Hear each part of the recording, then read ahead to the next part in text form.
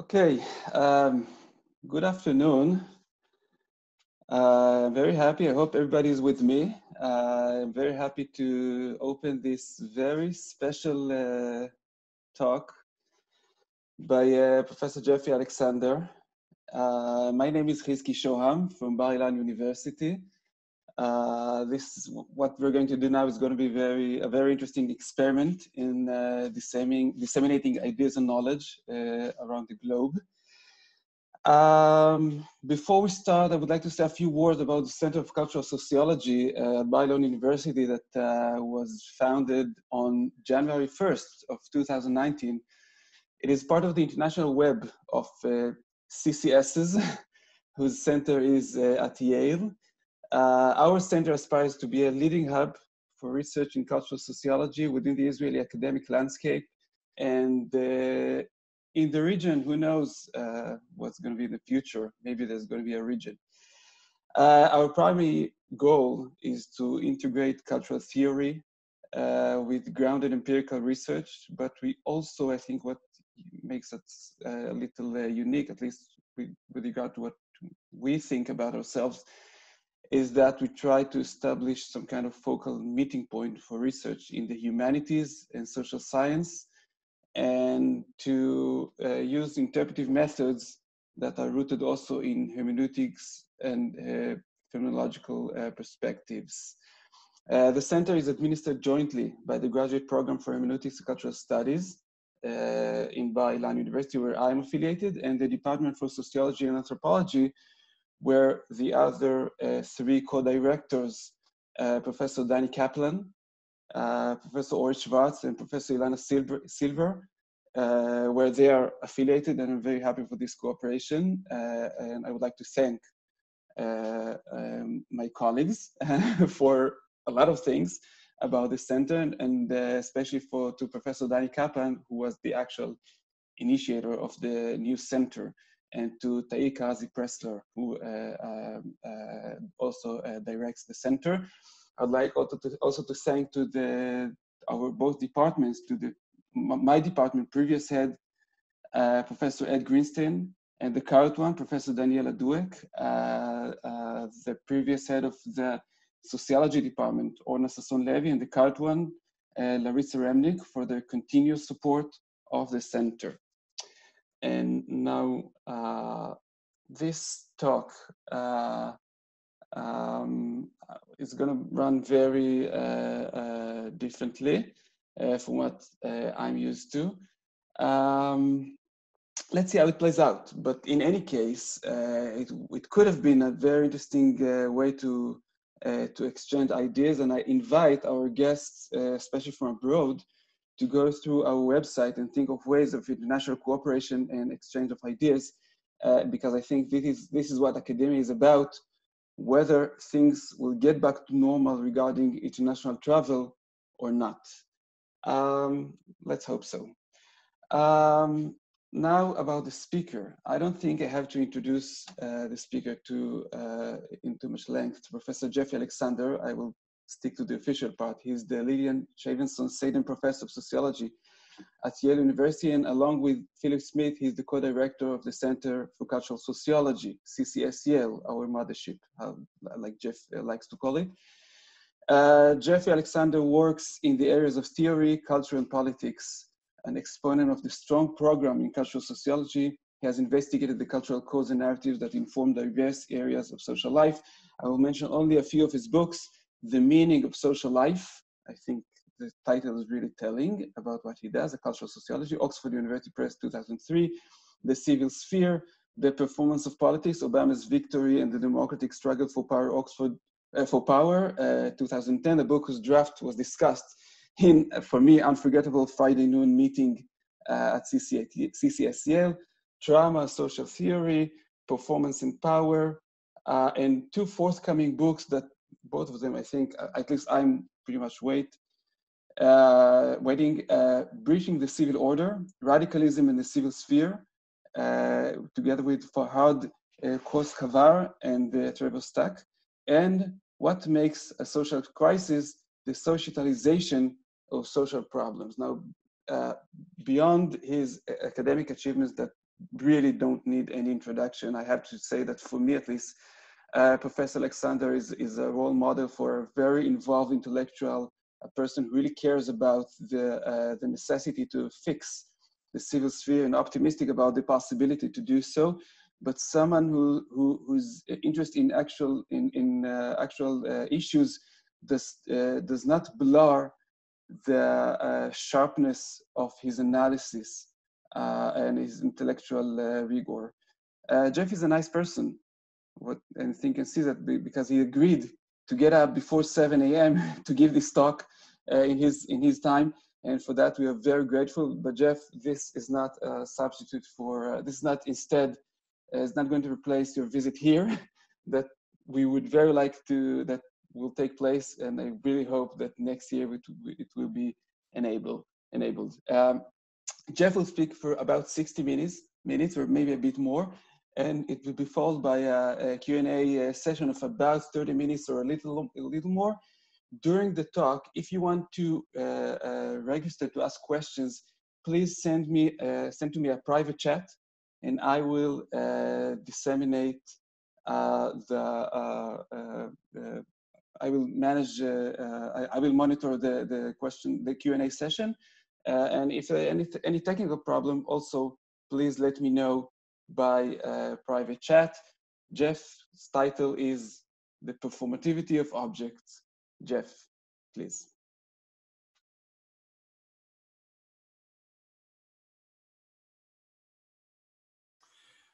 Okay, can you hear me? Hitsky, yeah, everybody yes. Can hear me? Yes. Good. Okay, well, excuse me. It's a pleasure to be here. I want to thank, or I'm here, you're there, but let's just say we're together somehow. Thanks, Hitsky, for inviting me. I'm really pleased to help. I was going to come a year ago to help inaugurate the Bar-Ilan Center of Cultural Sociology, and I'm glad it finally worked out. I want to also thank Ilana, Danny, and Ori. And I want to say hello to my other colleagues, not only in Israel, but elsewhere, who have tuned in for this breaking announcement. So this talk is about objects. And in it, I'll be advancing a sociological approach I call icon theory. I began to think about the theoretical foundations for this project more than a decade ago, as some of you know, in essays about Giacometti, materiality, celebrity, and a co-edited book, Iconic Power. And since then, while I've regularly taught seminars on this topic, for better and for worse, my research has focused more on time-relevant issues that have to do with politics, elections, revolutions, backlash movements. And I've mainly used work I've been doing in social performance and civil sphere theory to work on these issues. So today, I'm returning to my interest in icons and things and materiality.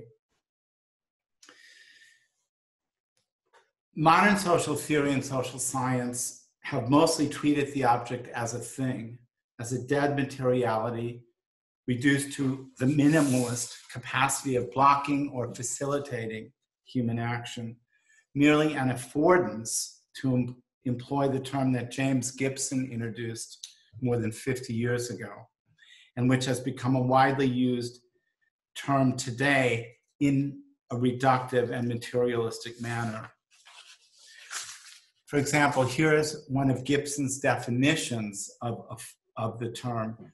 The affordances of the environment are what it offers the animal, what it provides or furnishes either for good or ill. Affordance, quote, implies the complementarity of the animal and the environment. Such a perception of objecthood, or should we call it abjecthood, is a consequence of the perception of modernity as disenchantment and alienation.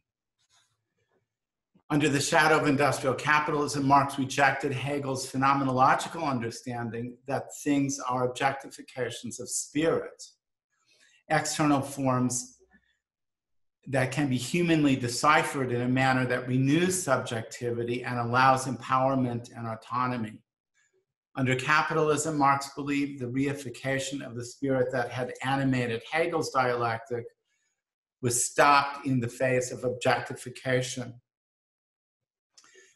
For Marx, under capitalism, things are in the saddle. Human beings are unable to experience their subjectivity in human-made objects until commodity exchange is overcome. In the shadow of fin de siècle Europe, Weber generalized this critical understanding of objectification to Western modernity as such. Because rationalization permanently separated subject from object and mandated Zweckrationalität, or means-ends calculation, impersonal bureaucratic domination, the iron cage of mechanized petrification, in Weber's words, prevailed. Quote, material goods have gained an increasing and finally inexorable power over the lives of men. Walter Benjamin's claim about art in the age of mechanical reproduction, that only original, non-reproduced art possesses aura, mystery, and the power of enchantment, combined Marx with Weber in a powerful manner that has become very influential today. This objectification of objects, a materialist understanding of materiality, you might say, need not be connected to such sweeping historicist metaphysics. In the sociology of objects that has emerged within contemporary sociology, objects are also treated mostly as things. Indeed, they are often heralded for such an unhuman status. Latour sees the modern world as filled with mundane and uninflected things, and he celebrates it. Challenging the cultural turn, Latour wants sociologists to shift focus from human action to the action of things. It's the action of things that defines modernity, not meaningful action. And that's more than okay with Latour, who argues that it is things, not actors, who possess agency. In actor network theory, things become actants. Dead materialities, like, for example, the speed bump, become for Latour the unsung heroes of modern life. In the midst of the intellectual backlash against the cultural turn, such mundane objectivism has come to many as a decided relief. And beyond Ant, American sociology has its own homegrown thing reductionists, like Harvey Malich in Where Stuff Comes From, and Terence McDonald, whose work on cultural entropy seeks to demonstrate how material emplacement in and of itself shapes meaning and action. Outside of sociology, whether American or European, there's been a broad movement away from what Ulrich Gumbrecht calls meaning effects to presence effects. From, in other words, the Derridian emphasis on absent discursive structures to the phenomenology of presence. Gumbrecht sees the alternative to meaning, however, as aesthetic experience. But other anti-meaning movements like thing theory and practice theory ignore aesthetics, as does, of course, Ant. Whatever the 50 shades of difference, these intellectual movements have together contributed to what Frederick Vandenberg and his colleagues in a vigorously anti-cultural essay welcome as the new materialism.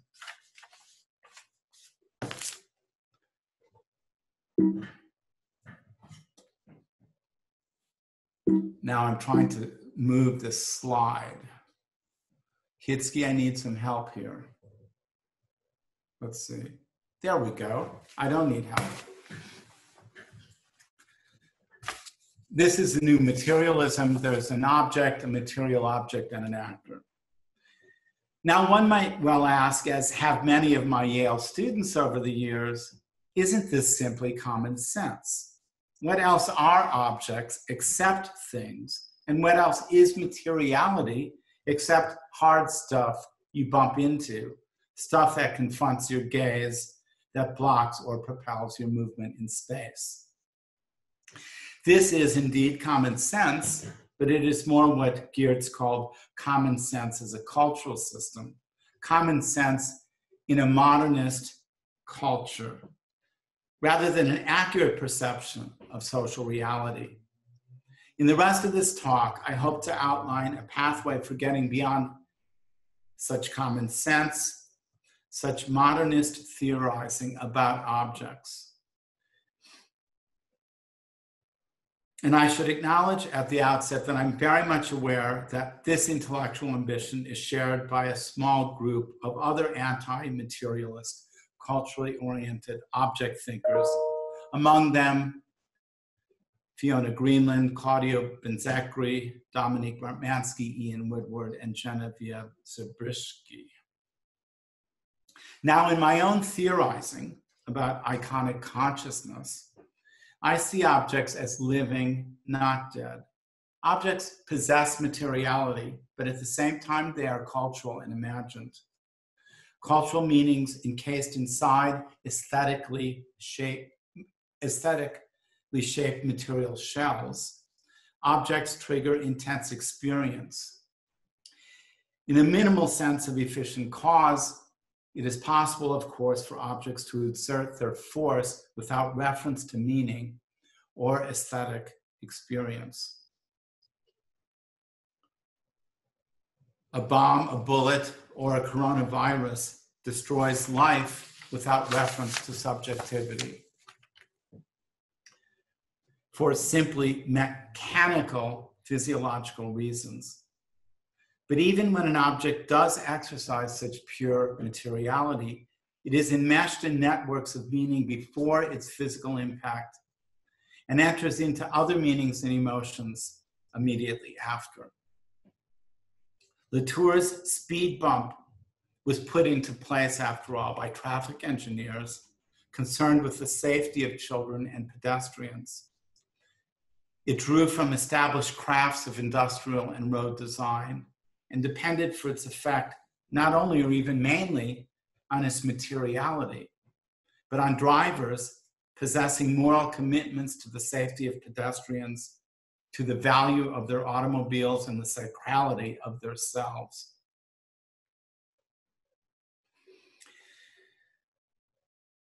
I theorize iconic consciousness in three dimensions: structure, performance, and historicity. Most of my earlier published work addresses the first dimension, that of structure. Rather than structure as a pure materiality, I conceptualize objects as being composed of aesthetic surfaces and discursive depths. The surface is something material. It's a form as well and a shape, and its texture, the texture of the material surface, is centrally experienced via the five senses: sight, sound, touch, taste, and smell. Inside the aesthetically formed surface of the object are discursive meanings, moral associations, collective beliefs, and emotions. They are inside, of course, metaphorically, in the sense that such discursive meaning is invisible to the senses. As Derrida emphasized with his idea of textual absence, meaning cannot be seen or experienced as such. The secret of iconicity, the sociological miracle of it, you might say, is that invisible depth meaning and visible surface form are analytically separated, yet at the same time, they are, in a concrete empirical sense, wholly intertwined. The aesthetic experience of form always means something, and often means a great deal. Meaning becomes then not ratiocinative discourse or cognitive understanding, but aesthetic experience.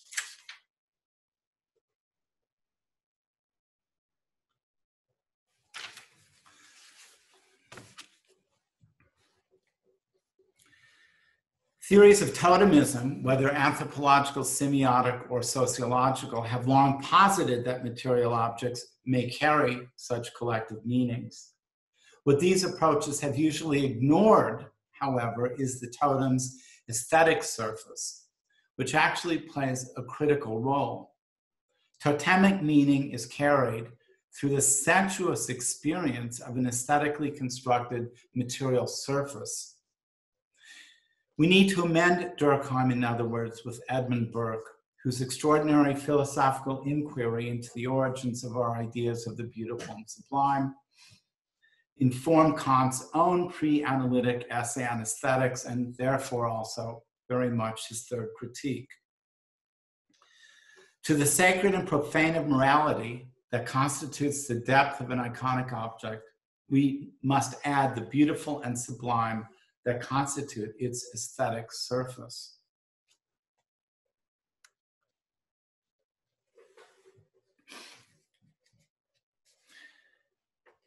Let me briefly illustrate the structural dimension of iconicity in reference to the American nation.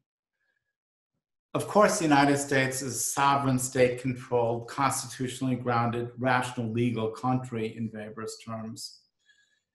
But it also exists iconically. America the Beautiful is the title of a popular century-old song, America the Beautiful, referring, of course, to an aesthetic dimension of some iconic surface. Here, the American nation is experienced sensuously as an inspiring musical melody and as lyrics that trigger visual images of its physical continents. The song celebrates America for its halcyon skies, its amber waves of grain, its purple mountain majesties above the enameled plain, its alabaster cities that gleam undimmed by tears. An aesthetic surface of the American nation is evoked by visual images that we imaginatively experience in a sensuous manner via sight, touch, and hearing. But wrapped up inside the sensuous surface are discursive statements that define America the Beautiful in moral ways. The song sings of the nation as, quote, a thoroughfare for freedom that selfish gain will no longer stain. I submit that you can analyze any popular national song in the same way as constituting the nation as an icon with a surface and a depth. After this brief account of my thinking about iconic structure, I will say even less about historicity. While I reject the historicist idea that modernity has upended the subjectivity of objectivity, historical context remains critical for understanding iconic consciousness in the present day. With the onset of Western modernity, the cultural construction of iconicity shifted in a fundamental way. For Western art during medieval times and Eastern art, quote unquote, until recently, the aesthetic ideal aimed at replicating the finest of the past, honoring the traditional in art as in life. Think of Roman art, for example, vis-a-vis Greek. The artistic and scientific revolutions of the Renaissance challenged this orientation, and modernity has been characterized by an unrelenting insistence on the new. There emerged avant-gardes in art, in science, and even in economic production. The obligation of such frontlash groups was to create objects that had never existed before, to be vivid, to resonate. Objects are now to be experienced, are now required to be experienced as new. This modernist demand for innovation intensified with technological advances in the means of symbolic production, which were themselves a manifestation of it. Their combined effect has been to exponentially increase the quantity of iconic objects, even as it is rent asunder or diffused the elements that have contributed to the successful performance of iconic power. Such iconiceleration has not only affected iconic creation and production, but the experience of audiences, which have developed an insatiable hunger for new objects. The half-life of iconic objects, the ability of material objects to exert iconic power, has been exponentially shortened, a reduction that digitalization has only intensified. So in contemporary societies, iconic power has become ever more difficult to maintain. Now, I want to devote the rest of this talk to the third dimension of iconicity, the performativity of objects. My starting premise is that contrary to what might be called aesthetic ideology, the worldviews of practitioners, and most classical and modern philosophies of aesthetics, icons are not pristine. Their surface and depth do not glow like embers inside a transcendental realm. Rather, iconic structure, surface depth, effectuates itself sociologically in time, space, and social relationship via social performance. Another way of putting this is that iconic power depends on how surface and depth are experienced by audiences.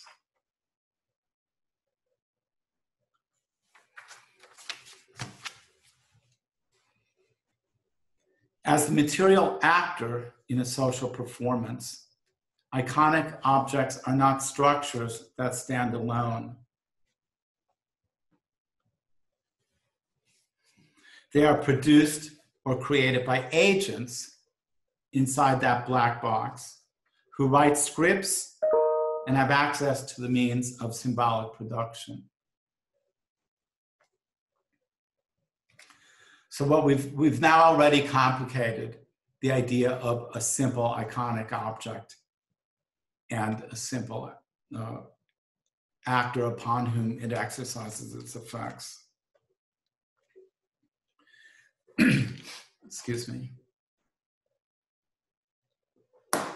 While gaining such access to the means of symbolic production is not particularly challenging for, let's say, painters or sculptors, it is much more difficult for other creative figures like music composers and filmmakers, for those who wish to create mass-produced consumer icons like automobiles and computers.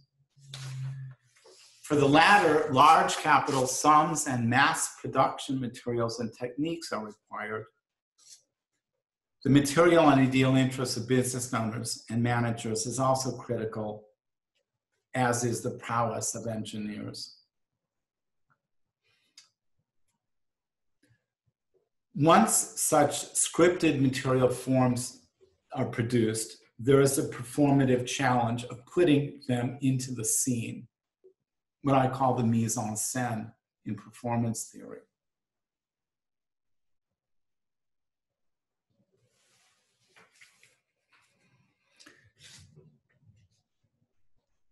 Here I want to introduce a new set of human agents, marketers, advertisers, and PR specialists.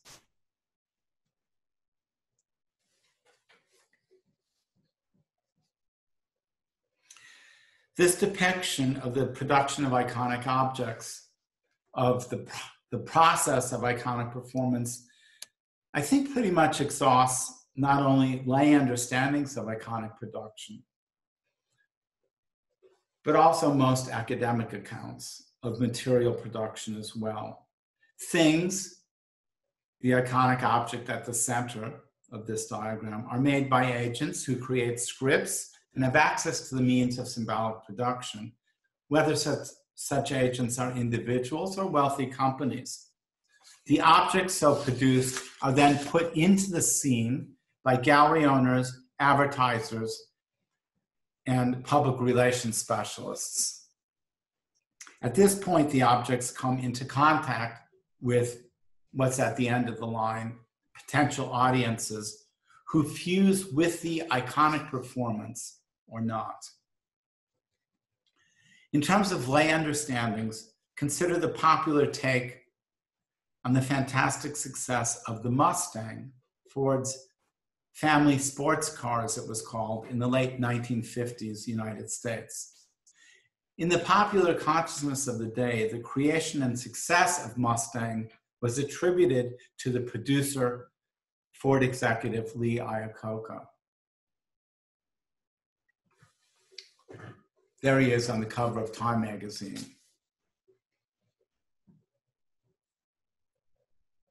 But the same simplified understanding of production informs some of the best academic literature on iconic material objects as well. For example, marketing doyen Douglas Holt's widely influential work, How Brands Become Icons. The innovation for which this work has been heralded is Holt's insight into the critical role that social myths play in advertising and marketing, what I've called the mise en scène. Or consider Lash and Urey's depiction of postmodern capitalism in their celebrated The Economy of Signs and Spaces, which employs the same compressed production model, except that it moves the position of iconic myth and narrative from post to pre-production, making it part of the means of production itself. Or consider Kopytov and Miller, each of whom has made original and important contributions to conceptualizing how consumption decommodifies and humanizes objects. They have little to say about the complexity and sequencing of the elements that go into the production and performance. So what I propose to do is to add some new elements to the standard model, to open up 2 more black boxes in the lay and academic understanding of iconic production.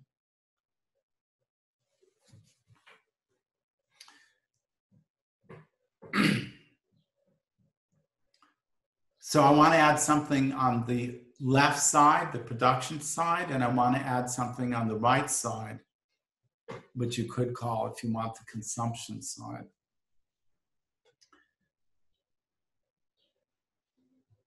What we find inside these boxes, when we open them up, are design and criticism.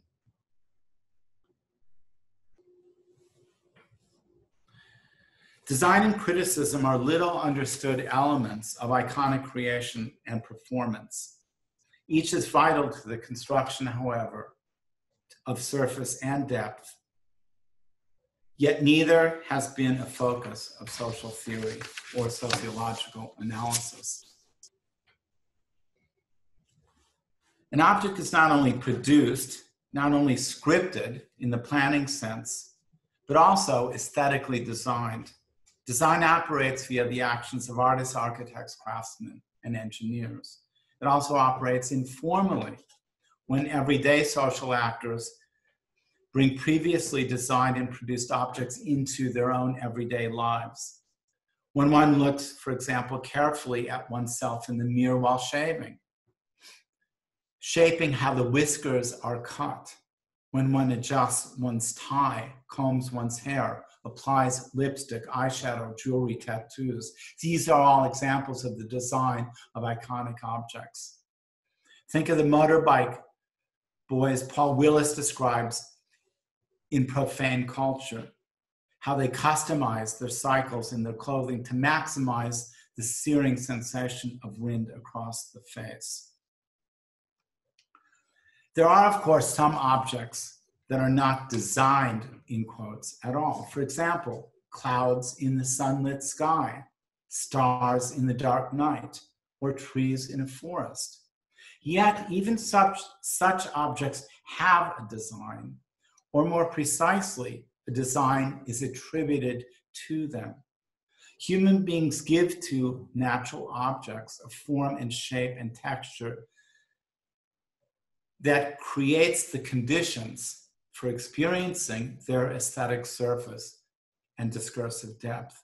It is the attribution of design that allows clouds, stars, and trees to be primordial sources of iconic experience in literature, art, and folklore.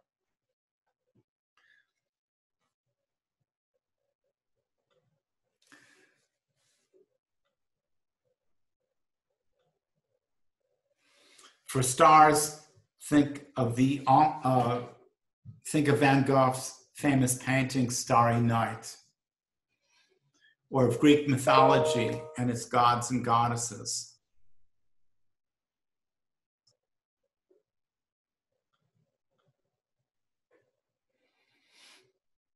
For clouds, think of the Ancien Regime happy clouds of decorative painting, like Boucher and Watteau, or John Constable's angry cloud studies in the 1820s.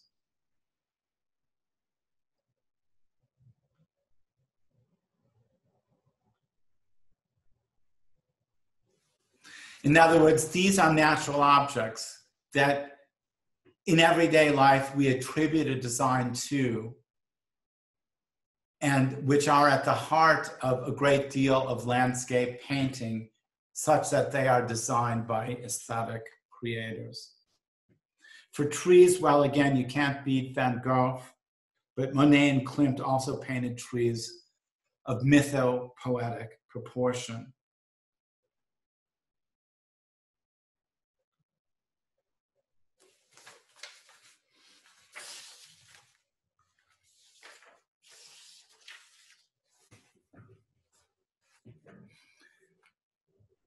In other words, these are all examples of the design of natural objects, which I believe correspond to the design we attribute to natural objects. The design of an object's aesthetic surface profoundly affects the possibilities for audience fusion with the object. Audiences are exposed to designed object experiences in various ways. They go shopping. Shopping can be understood as the exposure to icons, to aesthetic surfaces.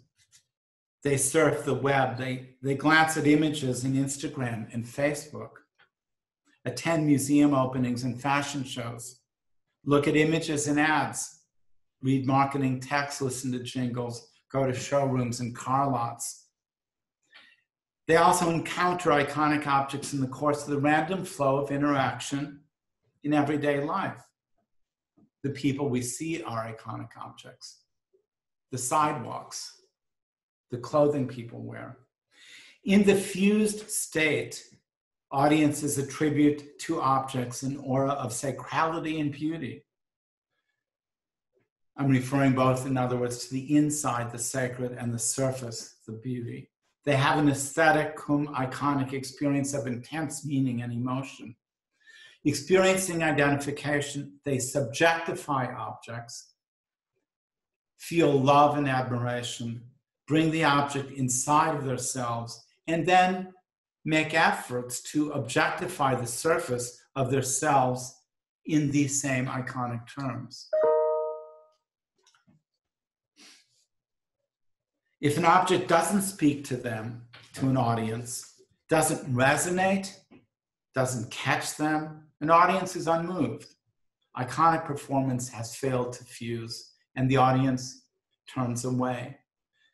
They experience the object neither as aesthetically sublime nor as beautiful. They experience repulsion. It's ugly. It's disgusting. Or simply indifference. Didn't notice, don't care, been there, done that.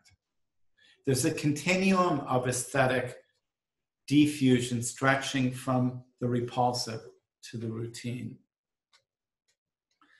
The aesthetic power of iconic surface can have immense real-world consequences: political, economic, existential. It helps elect presidents and marshals support for demagogues. It allows companies to hire workers and provides families with living wages. It triggers bankruptcy, unemployment, and human degradation. It makes unknown painters into geniuses and struggling crooners into fabulously wealthy superstars. It shutters enormously expensive Broadway productions after opening night. Marx claimed that capitalism had eclipsed use value, but well into the 1920s, most of the objects capitalism manufactured looked more or less how they were meant to be used. When the mass production of automobiles first began, for example, their bodies were constructed by the same engineers who built their engines. Consider Ford's famous Model T. While the Model T eventually became its own kind of icon, its surface, rather than being aesthetically charged or designed, was epiphenomenal to its utility. The first mass-produced cars were evaluated according to the framework of function and cost. And the Model T Ford won out on these grounds. It was marketed as cheap and practical, far stronger and faster than a horse, and after its initial purchase, not much more expensive to maintain. Here's how Henry Ford himself described it in a 1906 letter to the magazine The Automobile. The greatest need today is a light, low-priced car with an up-to-date engine and ample horsepower, powerful enough for American roads and capable of carrying its passengers anywhere that a horse-drawn vehicle will go. Enter a man named Harley Earl, the designer who became the pivotal figure in the car industry throughout the middle half of the 20th century. Earl's father had a successful Hollywood business designing and producing body shells for the automobiles of the Los Angeles elite, literally placing painted facades over car skeletons to make them beautiful. Earl continued the family tradition of surface design, but applied it to the construction and appearance of the entire automobile. My primary purpose, he once wrote, has been to lengthen and lower the American automobile, at times in reality, and always at least in appearance. This is about the surface, in other words. What Earl aimed for was fusion between object and audience. Quote, if you drive by a schoolyard and kids don't whistle, go back to the drawing board. Earl created the LaSalle for Alfred P. Sloan's young company, General Motors. LaSalle's sleek style, this was made in 1927, played the beautiful to the grotesque, upright, and boxy cars of the day. The New Yorker magazine waxed ecstatic about what it described as LaSalle's line. In other words, using aesthetic terms about surface, declaring, quote, it's as refreshing as a Paris frock in a Des Moines, Iowa ballroom. Vogue magazine also called attention to the car's, quote, smart lines, describing LaSalle as, quote, a graceful car and a great deal of charm for the female eye. Harvey Earl's new auto icon made the Model T obsolete, its aesthetic surface forever transforming American automobile production.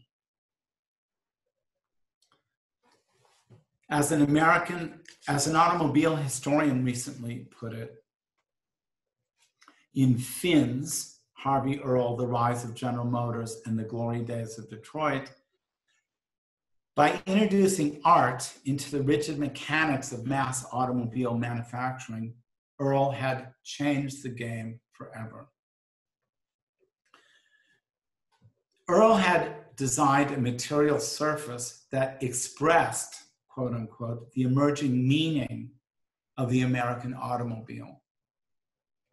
This romantic mythology about a new kind of heroic quest plumbed the nation's collective consciousness, producing innumerable road movies, road novels, and popular songs about love, sex, and cars.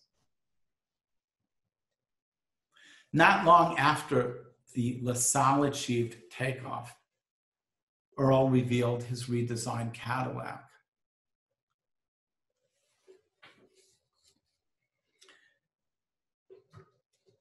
And a bit more than a decade later came his extraordinarily riveting Corvette. And finally, his pièce de la résistance, the great shark fin Cadillac Eldorado.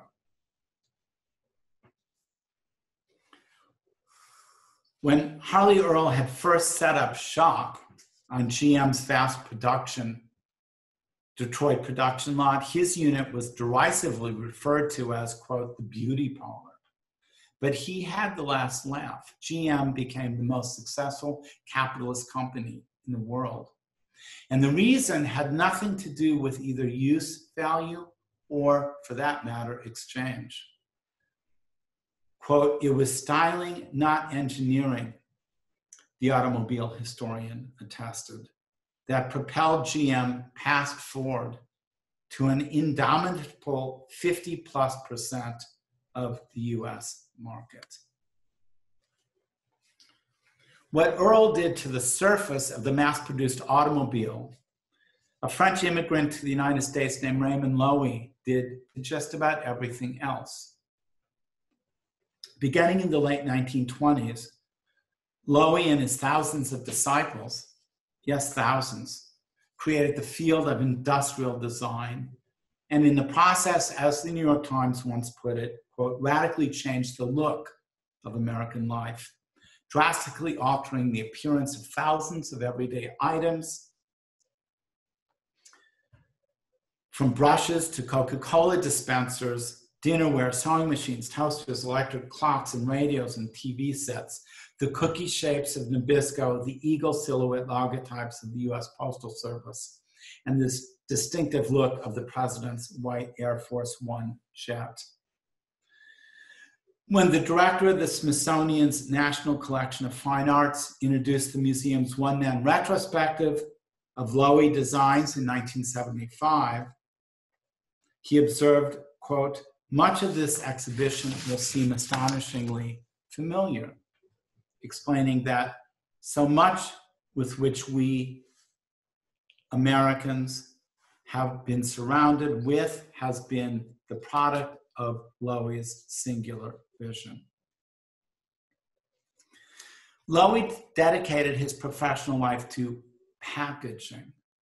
He encased functional items, large and small, inside aesthetically designed shells, surfaces that were compelling because they appeared to early and mid-20th century Americans as a la mode. Not for nothing was he hailed as the father of streamlining.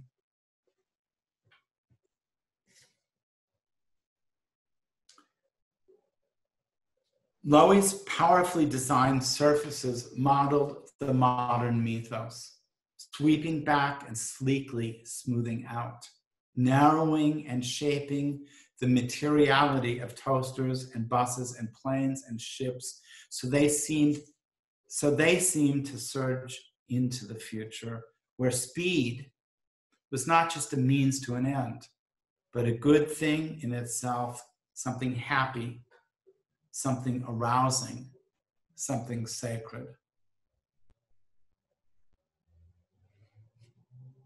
these are some of his designs.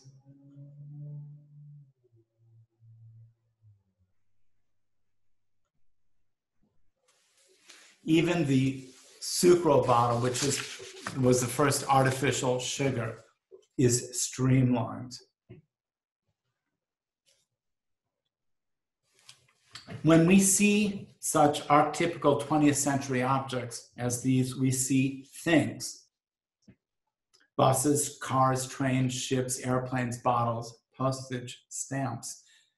But they aren't just things. They're iconic materialities which have not only been produced and marketed, but also more invisibly, exquisitely designed. Is this simply a material object, a plane, or a stamp, or is it an aesthetic surface that allows us to experience what it feels like to fly sky high at great speeds, what it means to be a proud citizen of what is taken to be the most powerful nation in the world?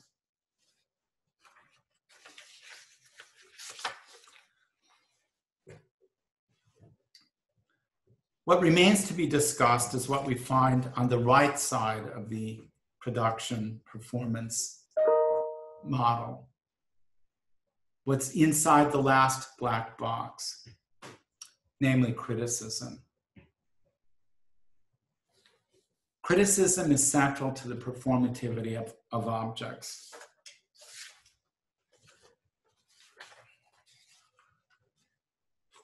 I'm going to go back to my diagram, even though it's not nearly as pretty as Loewy's designs.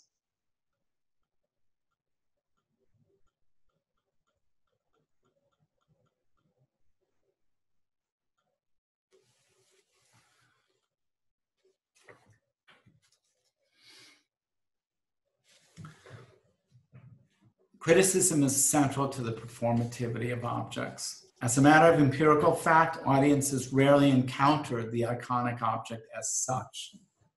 Between the audience and the object, no matter how the mise en scène has been shaped by advertising and PR, no matter how beautifully or powerfully designed, no matter how skillfully produced, there lies the mediating element of criticism. Critics provide audiences with authoritative interpretations of objects before audiences themselves encounter the objects. Criticism is a relatively autonomous mediation of iconic experience. It is not controlled by the other elements of iconic production, though it can and certainly often is influenced by them. Criticism intervenes after objects are designed, after they are produced, and after they are put into the scene. Criticism can be formal, and that's what I'm going to deal with here, but it can also take the form of public opinion that creates and circulates judgments about iconic objects, something we call taste, but not in concepts of taste, obviously.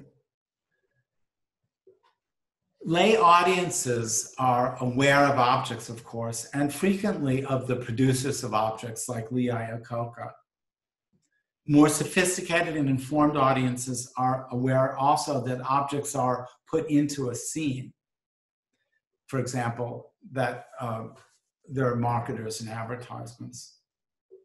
Only a very small number of observers are aware that behind all of this, in the beginning of it all, there is design. Fewer observers still have thematized criticism as an independent factor in the performativity of icons. The reason, I think, is that critics present their contributions in a powerfully essentializing manner. They don't say, this is my opinion. They say, this is how it is. They don't say, I want you to experience the object like this. They say, this is how the object is. Critics tell people about an object. They describe the aesthetic surface of the aesthetic qualities of its surface and expound on the meaning of its depth. Yet, what critics actually do is tell us how we should look at an object and how we should feel about the object when we do. Criticism constructs the object for the audience long after it is made. Criticism never outs itself, in other words, as construction, but it is. The iconic structuration it accomplishes proceeds invisibly as ontology, as if it were ontology rather than epistemology. But the rhetoric of criticism gives its performativity away. When the Ford Mustang first came out in 1956, Time magazine, a popular medium of critical mediation, if there ever were one, described the car with an extraordinarily evocative, excitational metaphor. It described the Mustang as, quote, a high-strung pony dancing to get started on its morning run. And quoted Lee Iacocca, the Ford executive, whose picture I showed, bragging that the car had, quote, the excitement of wide open spaces and is American as hell. Just think about this series of metaphors. They are, what I'm saying, are critical mediations of the experience of the Mustang by the mass public. The mediation of such critical adulation helped Mustang achieve the hottest sales of any new model in the history of American cars. The interpolating of rah-rah rhetoric and metaphor into ostensibly descriptive reviews we might think of as advertising, let's say, or PR. But it's hardly confined to objects of popular culture. Criticism plays a formidable role in the production of high art icons as well. Artists can paint all they want. There's no problem with access to the means of symbolic production. These paintings, however, might never be shown to a wide audience. Gallerists and curators have to provide mise en scène. They exercise significant structural power in this way over the process of iconicization. But even when there is a gallery showing, it is relatively brief, and artwork soon returns to the warehouse. This makes painters even more so than other artists like composers and playwrights and choreographers terribly dependent on critics. The brilliant and audacious criticism of Clement Greenberg and Arthur Rosenberg was absolutely critical to the explosive iconic power that abstract expressionism achieved in the late 1940s and early 1950s. In the modern era, where patronage has ceased to be critical and the opinion of the cultured public becomes decisive, one rarely sees the discussion of the rise to eminence of a painter or a school without reference to a group of critics who named and championed them.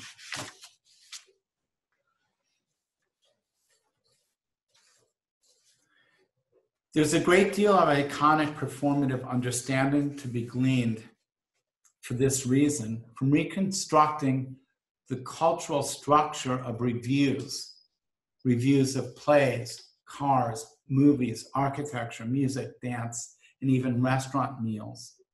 In other words, reviews are a great empirical source to understand the cultural structure of mediation of object experience. The aesthetic gestures of each distinctive art and craft are wrestled into or outside of the binaries of beautiful and sublime. And the brushstrokes, the camera work, the pas de deux, the play of light and shadow, the aroma of spices, and the texture of perfectly cooked and flaky fish are read as expressions of a cultural mythos, of popular heroes, of currently preoccupying moral events. In conclusion, I just want to highlight one particularly fascinating and quite unexpected cultural structure I found reading through critical reviews. It's the narrative of the icon as hero, and it permeates critical paeans to high cultural icons and popular icons alike. Critics attribute power to an iconic object. In other words, they say, this will fuse with you. They attribute power to an iconic object when they hail its creator as a hero, attributing transformative powers to the objects that these heroes have made. To be morally sacred, objects must be seen as offering a brave new vision that allows victory over the profane and mundane.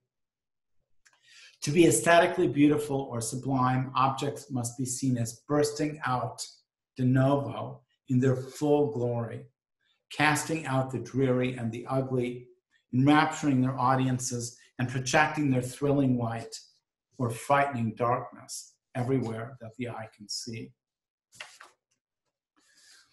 In February 2008, the New York Times principal art critic Roberta Smith reviewed Jasper John's Gray, an exhibition of 120 of John's mostly black, white, and gray abstract paintings at the Metropolitan Museum. Roberta Smith devotes most of her review to breathlessly constructing and intertwining heroic man and heroic art. Smith lets us know that John started at the very bottom, but, quote, his desire to be an artist helped him to survive a lonely childhood shaped by abandonment by his parents. John's, quote, has done little but work ever since. Smith admiringly attests, relentlessly pushing forward, still and ever driven to create an art of uniquely solitary stance and intellectual rigor, an art that has transformed art history. Quote, derailing second and third generation abstract expressionism and changing the way we think about art. It is a marvelous show, Smith enthuses, marveling herself at, quote, how it illuminates 50 years of a life saved by and lived for the incessant pursuit of art. In other words, John's and his paintings are icons indeed. 3 weeks later, Smith went back a century to review the Met's blockbuster exhibition of Gustave Courbet. She pairs the French painter with Jasper Johns, sacralizing him as another, quote, master of sublime strangeness. Courbet's life story, Smith informs us, is a rousing read.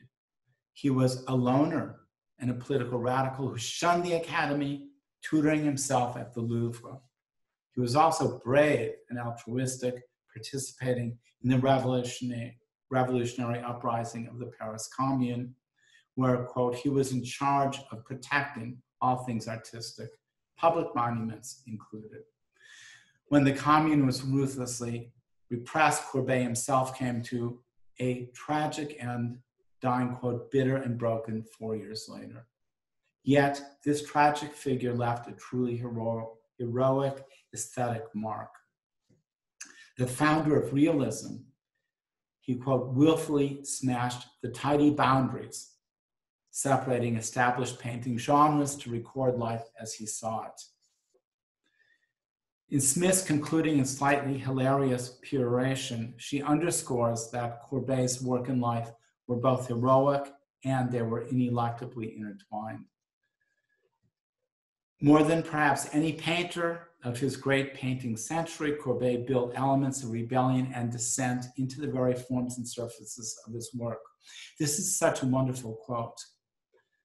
He built elements of rebellion and dissent, which are the depth, moral meanings she wants us to attribute to this iconic object. He built them into the very forms and surfaces of his work. So depth and surface are always intertwined, and a critic's role is, in a way, to tell us how they are. Even at the end, he expressed his defiance in still lifes of fruit that seem impossibly large and overbearing, like him. So she's described him as a hero, described his historical role as a hero, and now describes the fruit in still lifes that he painted at the end of his life as impossibly large and overbearing, like him. Again, surface, depth, surface, surface, depth. And in magnificent trout hooked and struggling against the line, even more like him, she adds.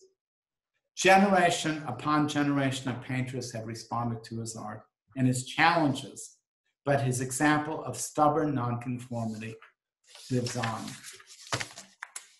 Well, if I had more time, I would show you that this heroic depiction of the art, of the artist, characterizes reviews of cars, of clothing, of television shows.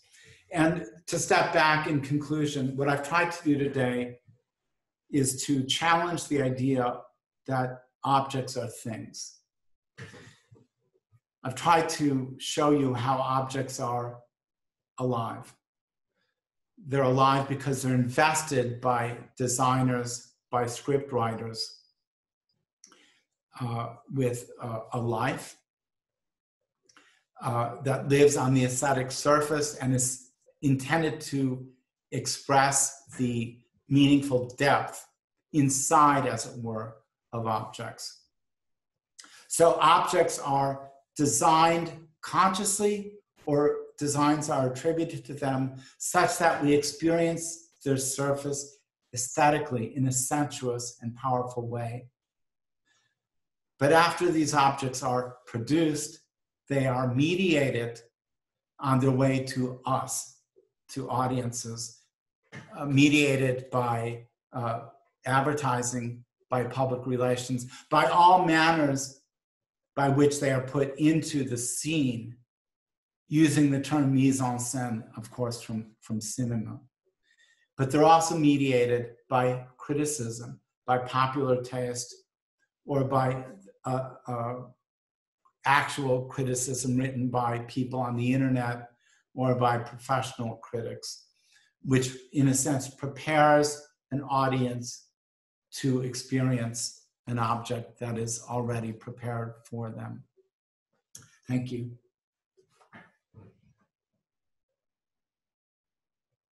All right, thank you very much, Jeff.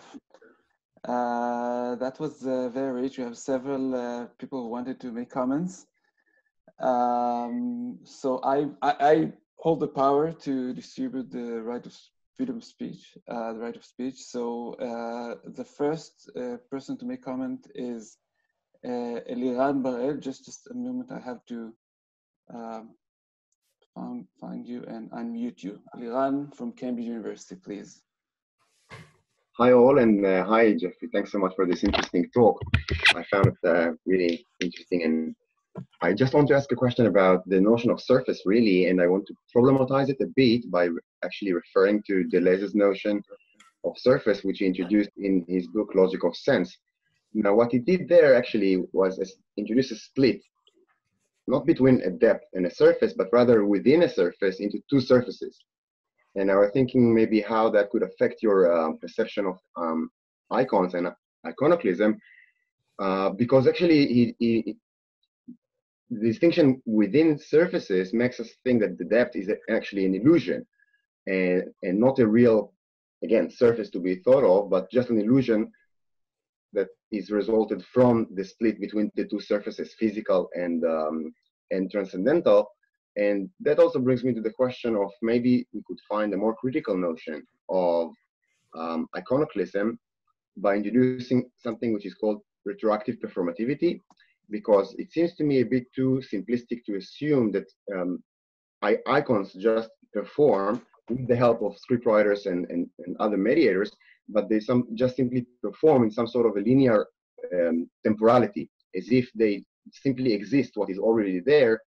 And I'm wondering, maybe, again, by referring to Deleuze's notion of the split surface, the empirical and the transcendental, we can find something more critical in the illusion of depth. How depth never really exists in its own, just actually it's expressed or performed retroactively through the act of the performance itself. And I think maybe that alludes to a more critical notion of icons, which you talked about, I think, at the end. But I was wondering about the split surface, and maybe the surface and depth distinction is not very tenable against the split surface distinction. That was my question. I'm not familiar with that writing by Deleuze, but from what you've said, I think that, as I understand what you said, that he would be, in a way, following on the criticism of modern and postmodern aesthetics, which focuses on the surface as being all there is, and refusing the pre-20th century, pre-mid 20th century idea that there's a depth to the surface. But I don't mean depth exactly in that way, but I think of depth as the meaning that an object has, not its richness. Although I do believe that objects have richness, but for me, depth is the meaning as compared to the aesthetic experience of the tactile qualities of the surface. I think it would be hard to find an object that did not have depth in that sense. But I want to describe this depth as experienced through contact with the surface, not as an alternative to the surface. But thanks for that. Tomer Saad from Bar-Ilan. In a minute. Tomer, please. Yes, well, first of all, thanks for the really fascinating lecture. I feel privileged. And I was wondering if you could think of racialization of objects in terms of icon performance. It means like if you could think of object as getting ethnical meanings that shaping social relations. Did you mention, you talked about the ritualization of objects? Is that what I didn't quite catch? No. I talked about racialization. It means like from race. Giving racialization. It means like giving like essential meanings to racial features by objects. Yeah, absolutely. I mean, one of the things I'm interested in is the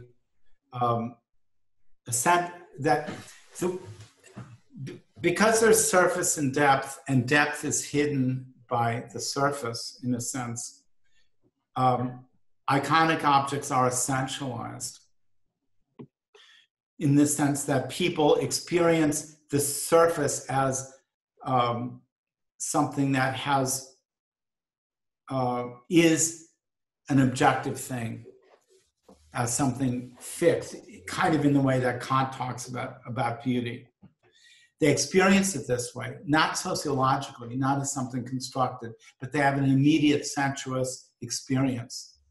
And they don't understand that the relationship between surface and depth is arbitrary, is a sociological construction. And that's one of the primary ways in which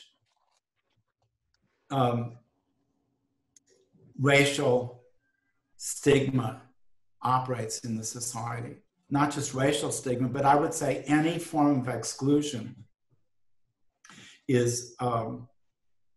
involves iconic essentialism, such that the surface of an excluded group becomes polluted and fills the dominant group with a sense of repugnance. For example, Jews have long, ugly noses. Jews have beady eyes. Black skin is ugly. Every group is described aesthetically and experienced aesthetically by the in-group in a negative way that is essentialized. So there doesn't even have to be consideration of the political or moral construction of a group. There can be the immediate pushing away on iconic grounds. Right. Jackie Feldman, Ben-Gurion University. Hello, and thank you for the talk. I want to ask two questions that arise out of your earlier your referral to Durkheim and totems and the way that plays through. One is that in your diagram you have off to the right-hand side an audience. What happens if an object is meant to respond not to an audience, but to a variety of audiences and individuals that may not see themselves as belonging to a single community, may not share the same aesthetic values? What is theoretically a place for a kind of segmentation or division of different audiences in this model? And the second question is also related, is that, I mean, Durkheim insisted that the appearance of the icon, contrary to different theories of religion before him, didn't have to be particularly awe-inspiring or arousing of emotion, but that it was simply a function of designating a particular group, and that what it is was completely arbitrary. It could be a lion or an anteater, you know. And what do we say, or what do we think of those objects that perhaps attract people, but that are disposable, are disintegratable, that have no surface? Turnbull, in working out with Durkheim, point out there were societies in which there were certain trees that, or certain stumps of wood that were the center of religious life during a particular enactment, a performance, a festival. But afterwards, you could just, you know, put your spear on them and they were just ordinary objects. They didn't become sacred, or there was nothing, if I would put it in your terms, there was nothing that seemed to adhere to their surface. It was all about the meaning that was attributed at a particular time. Does this play in anywhere?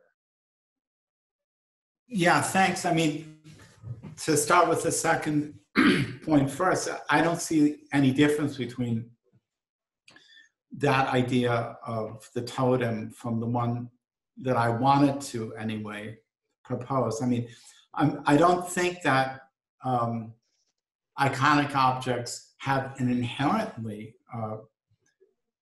charged surface.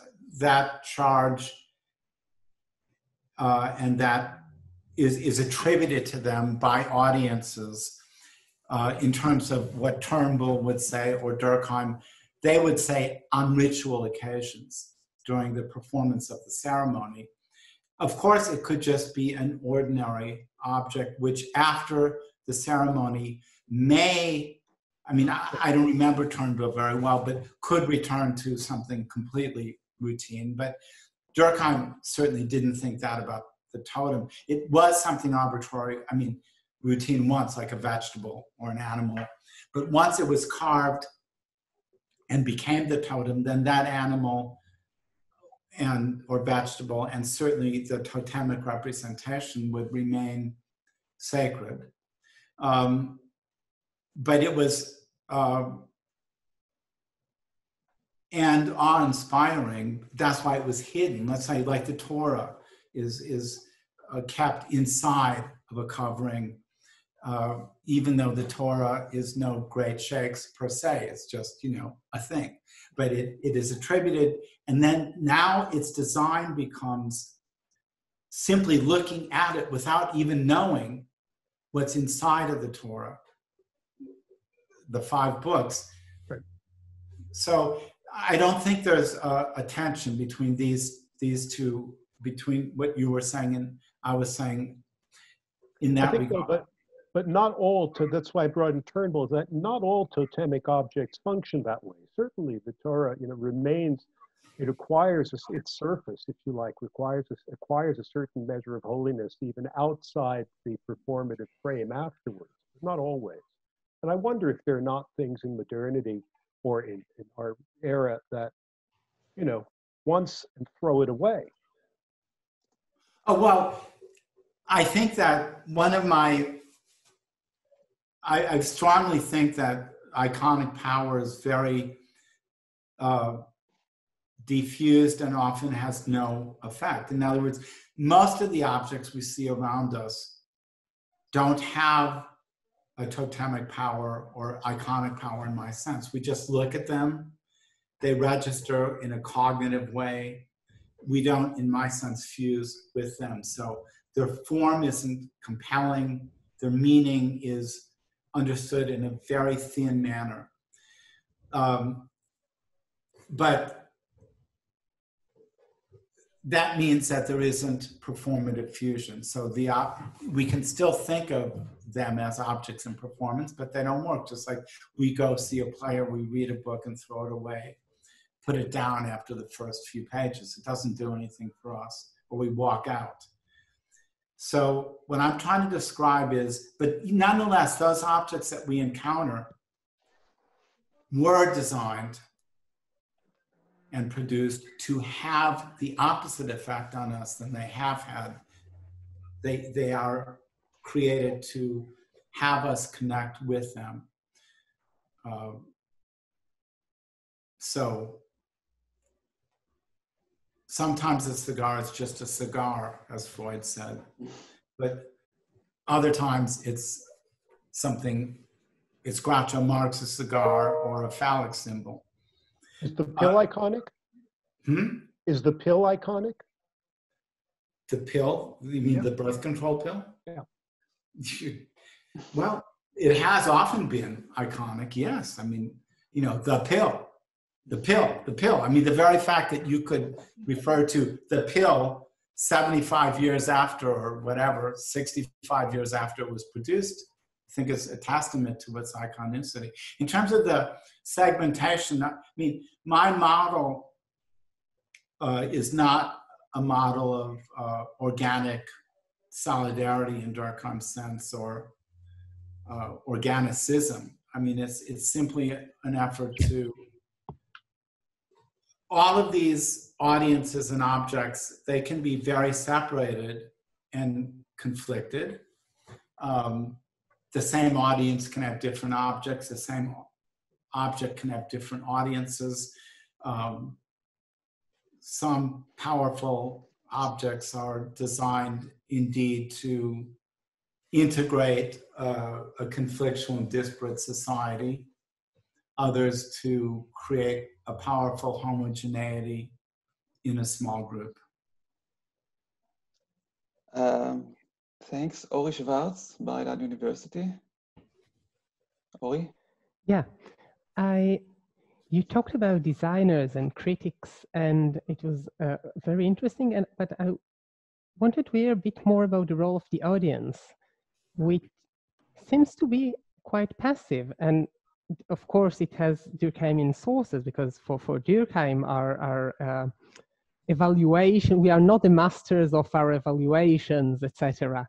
So, and this emotional and moral power almost necessarily means that we are passive, that we are taken over by the meaning encoded into the object, but in sort of hot cognition. But on the other hand, audiences also engage, I believe, in reflexive use of cultural resources to engage in critique and to renegotiate these meanings and to reshape their own emotional states and the meaning they ascribe objects. And I wonder whether in this sense, audiences are critics too, or whether they at all have any active role in this model. I agree. I mean, in my model, performance is one of the 6 elements of performance, and in a way, as I think I said, audiences are in a way the ultimate. The experience of the audience is the ultimate arbiter of iconic performance. But at the same time, you're right that in this talk, I haven't made audiences an active mediation. I think, but I feel audiences are active, that they are reflexive. Today, we can see audiences with social media are always engaged in, not always, but some members of audiences make criticism. But so they're a way of extending the notion of criticism to lay participation. Of course, the criticism is aimed at affecting other audience members not to think in their own way, but to accept this interpretation and go into a movie or not go to a movie or eat the food. And so when we choose the restaurants, let's say, or the hotels or the places we go through criticism. We imaginatively put ourselves into the place and we think about experiencing it, then we go to this place and we have already an idea about what this means and feels like.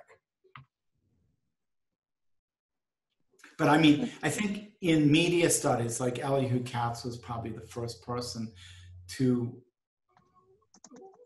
like Katz and Lazarsfeld and other parts of Elihu's work, to conceptualize the activism of audiences. Okay, thank you. Valentin Rohr from German Turkish University. Yeah, hello. Hi, Valentin. Can you hear me? Yes, I can hear you. Okay. Hi, Jeff. Thank you so much for your talk.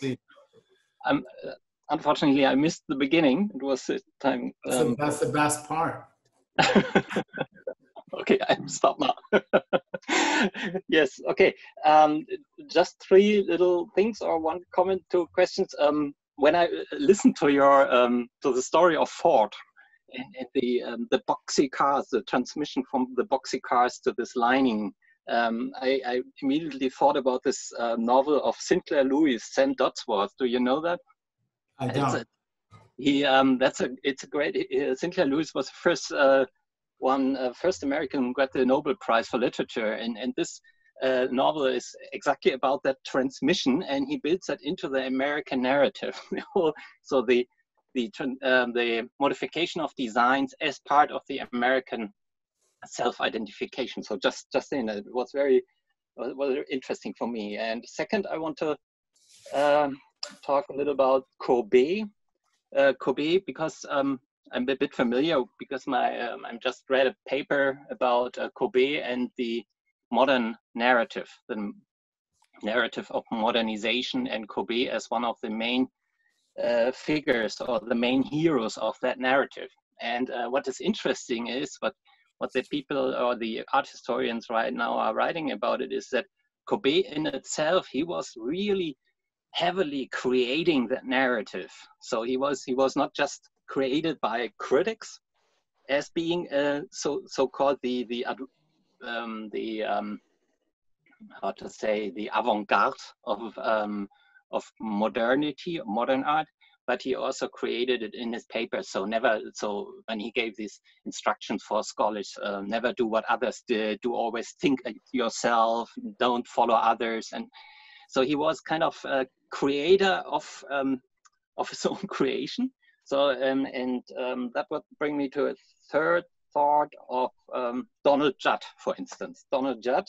I was recently in Marfa, in the Marfa project, and we watched it. So I was driving around, and Donald Judd really tried in his work,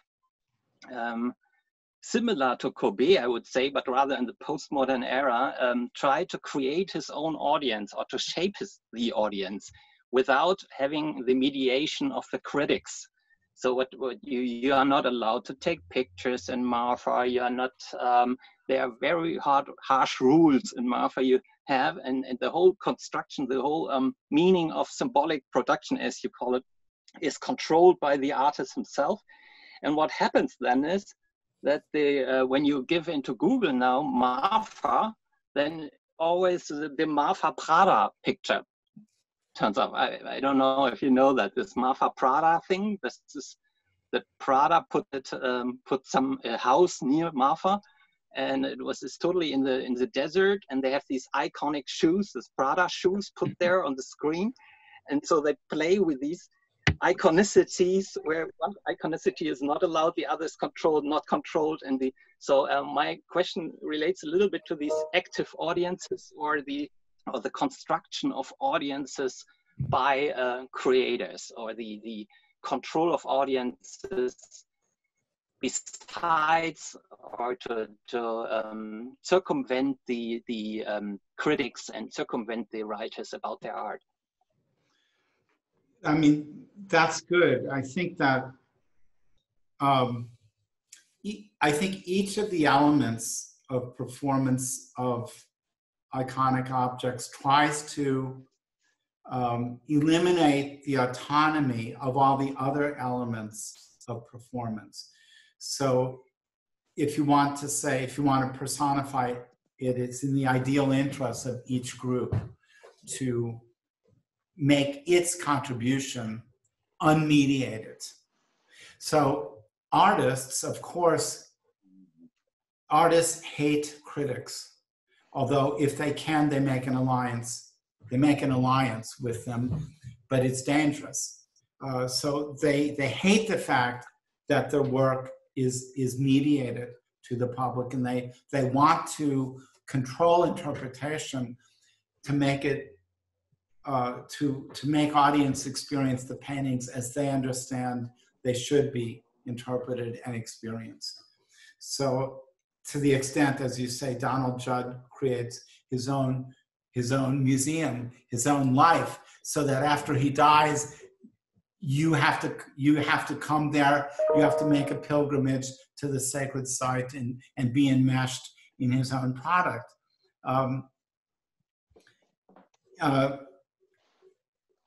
I just finished reading Françoise Gillot's Life with Picasso. She was his wife from the early, or his partner rather, from the early 40s to the mid 50s. And her description of Picasso as he had a very powerful understanding of what his paintings meant. He had contempt for critics, he hated critics, et cetera, et cetera. So it's not, I agree with you, but I also would say it's impossible. For example, when we go as pilgrims to Donald Judd's Texas sacred site, we already know who Donald Judd is. We already have inside of us certain conceptions of postmodern sculpture and beauty. And I'm not surprised that Courbet was himself a writer who articulated the nature of newness. This is what I meant early on about the nature of modernity, that it insists on new objects all the time. That's what an avant-garde is. That's why, for example, an argument that it's capitalism that creates premature obsolescence is just wrong, because it's deep inside of the notion of modernity itself. You mentioned Sinclair Lewis's description of the Model T.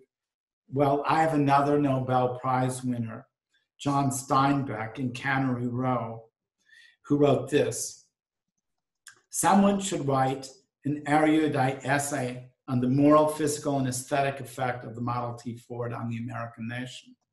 2 generations of Americans know more about the Ford coil than the clitoris, about the planetary system of gears than the solar system of the stars.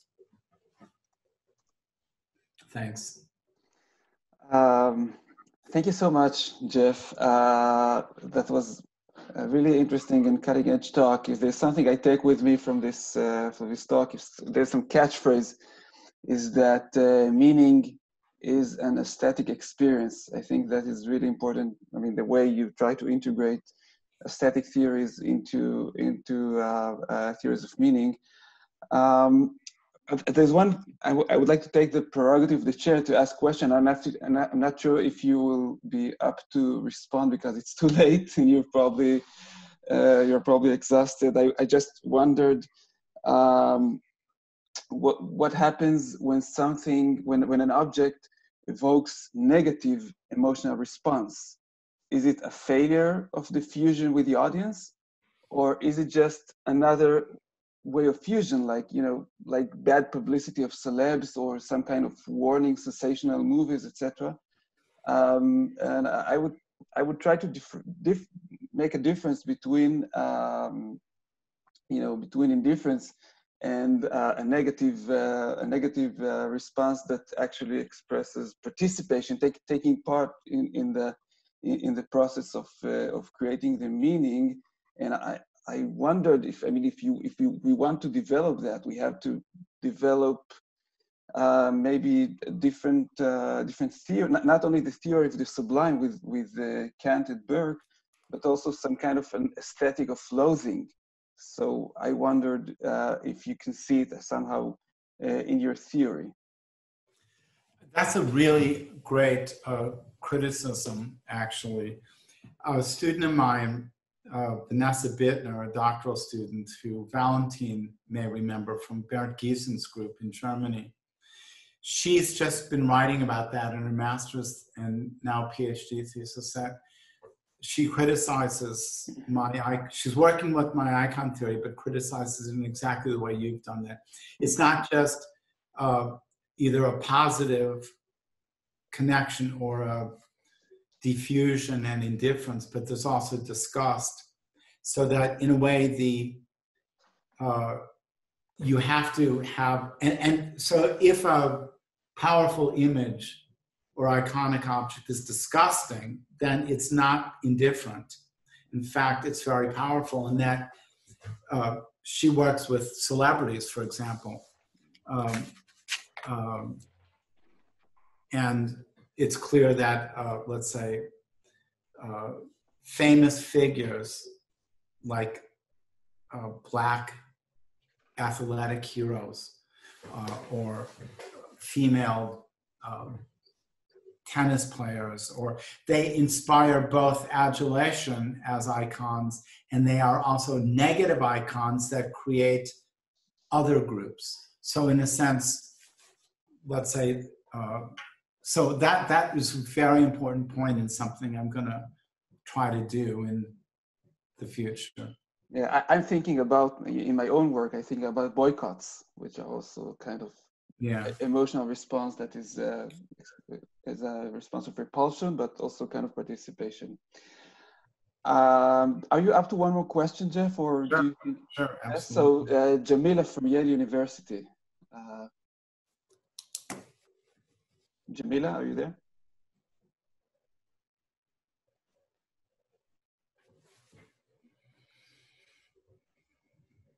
Oh, I'm sorry, Jamila, sorry, are you there? Jamila, you are unmuted now.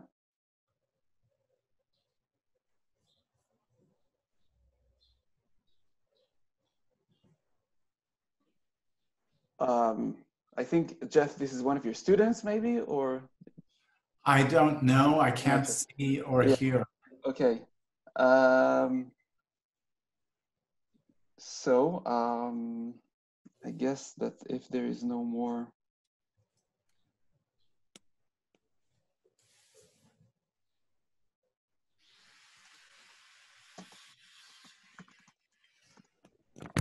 Oh, here's Jamila.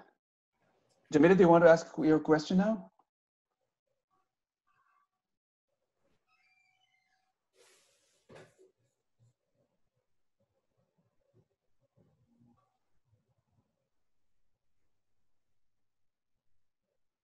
All right. So, okay. So let's end this here. I'm sorry. So I would like again to thank Professor Alexander for a really not only a cutting-edge presentation, but also of a demonstration of how to do theory, which is not something that everybody can do, but Jeff can. Thank you, everybody, from wherever you are in North America, in Europe, in Israel. We had the greatest time, and we hope to be in touch again. So thank you so much, and be well. Thank you. Bye. Goodbye.